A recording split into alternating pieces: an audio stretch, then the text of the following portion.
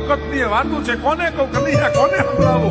અંતરતણી વાતો અકથનીય ક્યાંય કહી જાતી નથી, અને વ્યવહારની વિપત્તિ વિકટ તે પણ સહી જાતી નથી. અને એક બાજુ મારી વ્યવહારની ભયંકર વિપત છે, કોને કહું?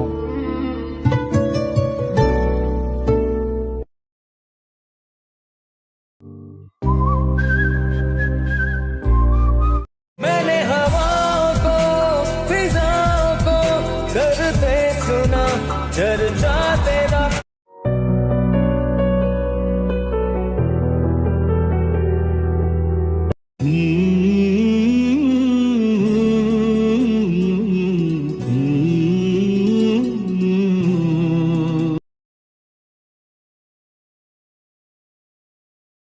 कुछ धुंधला धुंधला सारे ये गम बुला के झूम रहा, सब कुछ